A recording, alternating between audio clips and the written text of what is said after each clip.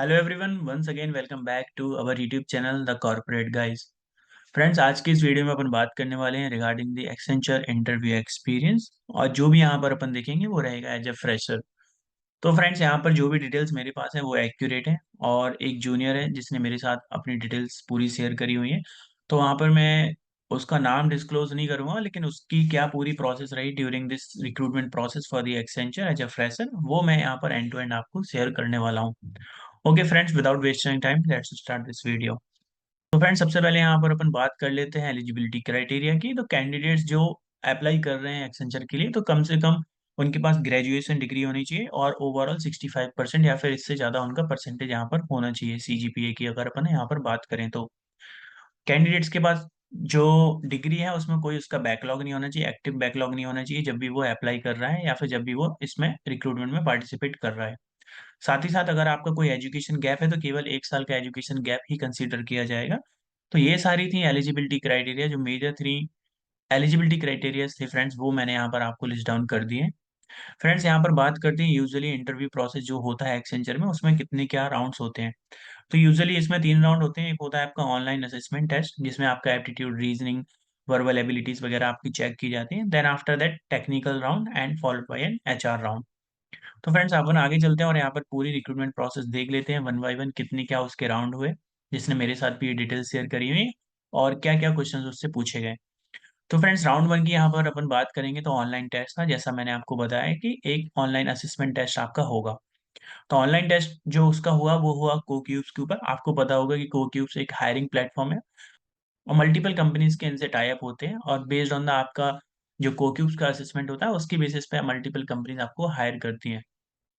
तो इस टेस्ट में क्या हुआ फ्रेंड्स, क्वांटिटेटिव एप्टीट्यूड से क्वेश्चन थे, वर्बल एबिलिटीज और लॉजिकल रीजनिंग वगैरह जो आपके क्वेश्चन थे वो थे। 14 क्वेश्चन आपके क्वांटिटेटिव से, वर्बल एबिलिटी से 25 और लॉजिकल रीजनिंग से 16। तो फ्रेंड्स, फर्स्ट राउंड क्लियर होने के बाद उसका सेकंड राउंड यहाँ पर हुआ, और सेकंड राउंड की डिटेलिंग यहाँ पर अपन देख लेते हैं।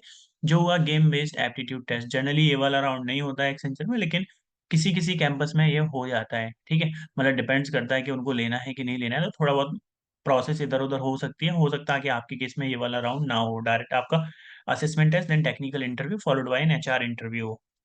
ठीक है, खैर यहाँ पर अपन बात कर लेते हैं गेम बेस्ड एप्टीट्यूड टेस्ट की, क्या क्या यहाँ पर डिटेल्स थी। तो it was the same game based aptitude test जो कैपजेमिनी में भी हुआ था।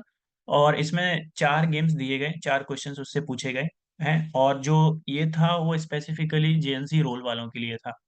तो this round is interesting as well as easy to increase your overall score. तो ये राउंड जो फ्रेंड्स था वो बहुत इंटरेस्टिंग था, क्योंकि गेम बेस्ड राउंड है और साथ ही साथ ये आपके ओवरऑल स्कोर को आपको बढ़ाने में यहाँ पर आपकी हेल्प करेगा। तो किसी भी राउंड को, कोई सा भी राउंड हो किसी भी कंपनी में, उसको हल्के में मत लीजिए, उसको सीरियसली दीजिए। तो this round is mainly checks your logical ability, कि आप किसी प्रॉब्लम की सॉल्यूशन को आप कैसे अप्रोच करते हो, उसको कैसे आप उसके ढूंढते हो। तो 4 टाइप्स ऑफ गेम इसमें पूछे गए। Like first was the inductive test, grid challenge, motion challenge, deductive challenge. ठीक है। तो जिसने भी ये शेयर किया है मेरे साथ, तो उसके सारे राउंड्स हो गए थे। अगर आप देखेंगे, I completed all of the rounds before receiving an email from the Accenture for a communication round via Superset. तो इसके बाद उसका एक और राउंड होगा, दैट इज कम्युनिकेशन राउंड। उसके बारे में भी अपन यहाँ पर डिटेलिंग देख लेते हैं। Third round was the communication round. तो first one was the online test, if you will see again. The second was the game based aptitude test and the third one was the communication round. Communication round क्या था friends, एक elimination test था, but it was mandatory to attempt to be eligible for the next round. Elimination नहीं होगा इसके basis पे आपका, लेकिन एक मैंडेटरी था अगर आपको नेक्स्ट राउंड में जाना है तो। इसमें कुछ सेक्शंस थे कम्युनिकेशन राउंड में, वो थे स्टोरी टेलिंग, लिसनिंग, आर्टिकल से related, reading and Q and A session था। तो इसके बाद क्या हुआ, एक ईमेल उनको आया, फॉर्मल ईमेल आया और आपको टेक्निकल इंटरव्यू के लिए यहाँ पर बुला लिया गया। तो फोर्थ राउंड की यहाँ पर बात करेंगे अपन फ्रेंड्स, इंटरव्यू राउंड।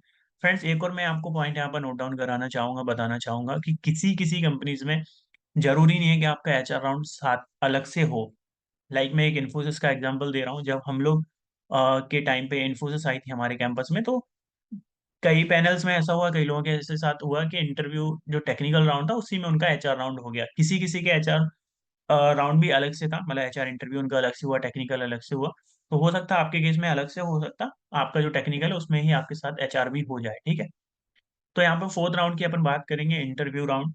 तो tell me about yourself, basic question सबसे पूछा जाता है, आपको पता है। देन आफ्टर दैट प्रोजेक्ट से रिलेटेड क्वेश्चन था कि tell me about your project. Friends, मैं आपको प्रीवियस वीडियोस में ऑलरेडी कई बार बता चुका हूँ, मैं एक बार फिर आपको बता दे रहा हूँ कि प्रोजेक्ट्स बहुत ज़्यादा इंपॉर्टेंट होता है। जो आप अपने एकेडमिक्स के दौरान आप प्रोजेक्ट करते हो, माइनर, मेजर प्रोजेक्ट्स या फिर जितने भी आपने प्रोजेक्ट्स करे, तो उन प्रोजेक्ट्स के बारे में आपको एंड टू एंड पता होना चाहिए।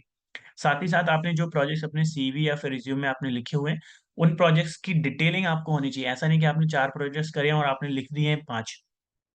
अगर आपने 5 लिखे हैं और करे 4 हैं या फिर 3 करे हैं, लेकिन तो फिर आपको जो रिज्यूम में और सीवी में आपने मेंशन करे, उनके बारे में आपको एंड टू एंड पता होनी चाहिए पूरी प्रोसेस, ठीक है?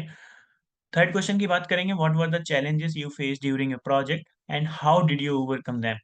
तो जैसा मैंने आपको बताया कि प्रोजेक्ट के बारे में आपको हर एक चीज़ एंड टू एंड पता होनी चाहिए। तो यहाँ पर अगर आप देखेंगे, tell me about your project, ये केवल एक क्वेश्चन यहाँ पर लिखा हुआ है, लेकिन इससे भी 8-10 क्वेश्चन बनते हैं। और हो सकता है कि जो आपका पूरा इंटरव्यू है, वो आपके प्रोजेक्ट के इर्द-गिर्द ही घूमे। तो पूरा इंटरव्यू भी आपके प्रोजेक्ट के ऊपर डिपेंड कर सकता है। अगर आप प्रोजेक्ट के बारे में नहीं जानते हैं, तो हो सकता है कि आपका रिजेक्शन हो जाए, और केवल प्रोजेक्ट के बारे में जानते हैं, तो उसके बेसिस पे आपका पूरा सिलेक्शन भी यहाँ पर हो सकता है। तो projects play an very important role. उसके बाद नेक्स्ट क्वेश्चन की बात करते हैं friends, tell me about your internship experience. तो जो आप कॉलेज ड्यूरेशन में अगर में कोई इंटर्नशिप, वर्कशॉप या फिर ट्रेनिंग्स वगैरह करी हैं, जो आपने अपने रिज्यूम सीवी में मेंशन करी हुई हैं, उनके बारे में आपको नॉलेज होना चाहिए। आपने क्या सीखा, क्या काम किया वहाँ पर, ठीक है? उसके बाद 3 एप्टीट्यूड क्वेश्चन पूछे गए उससे, वहाँ पे 2 प्रोबेबिलिटी के एंड 1 रेशियो प्रोपोर्शन से क्वेश्चन उससे पूछा गया। फिर पॉलीमॉर्फिज्म पूछा गया, पॉलीमॉर्फिज्म क्या होता है? इनहेरिटेंस पूछा गया विद द एग्जांपल्स। तो जब भी फ्रेंड्स कोई सा भी आपसे ओप्स रिलेटेड कांसेप्ट आपसे अगर पूछा जाए एग्जांपल के साथ, तो आप कोशिश करिए कि उसमें रियल लाइफ से एग्जांपल आप दे सकें, रियल लाइफ को रिलेट करके, ठीक है? लॉजिक पूछा गया फिबोनाची सीरीज का एंड पैलिंड्रोम नंबर का। पैलिंड्रोम नंबर का लॉजिक क्या है? फिबोनाची सीरीज का नंबर क्या है?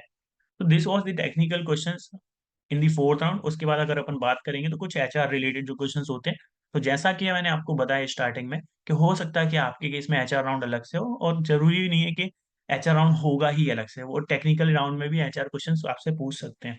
तो सेम इस बंदे के केस में भी हुआ कि जो टेक्निकल राउंड था उसी में एचआर क्वेश्चंस इससे पूछ लिए गए, अलग से कोई एचआर राउंड यहाँ पर नहीं हुआ। पहला क्वेश्चन इससे पूछा गया अबाउट द रीलोकेशन। रीलोकेशन वगैरह मतलब हो सकता है कि आपको अभी पुणे लोकेशन दे रहे हो, नोएडा दे रहे हो, राइट? तो आपको रीलोकेट करना पड़ेगा, तो कोई आपको इशू तो नहीं। That was the first question. Then night shift, हो सकता है कि आपको किसी ऐसे प्रोजेक्ट में डाल दें जिसमें नाइट्स में काम करना पड़े। यूएस क्लाइंट आपका हो गया, तो हो सकता है नाइट में आपको काम करना पड़े, डील करना पड़े। सपोर्ट प्रोजेक्ट में डाल दिया तो आपको मल्टीपल शिफ्ट्स में भी काम करना पड़ सकता है, राइट? तो ये वाला क्वेश्चन भी बहुत ज्यादा इंपॉर्टेंट होता है कि आप रीलोकेट कर पाएंगे कि नहीं, आप शिफ्ट्स में काम कर पाएंगे नहीं। तो इनका आंसर हमेशा आप यस करिए। आप एटलीस्ट ऑफर लेटर ले लीजिए, फिर आप बाद में डिसाइड कर सकते हैं आपको कंपनी चूज करना है, आपको उसमें जाना है या फिर नहीं जाना है। लास्ट 2 क्वेश्चंस की बात करेंगे friends, will you be able to work on different tech stacks?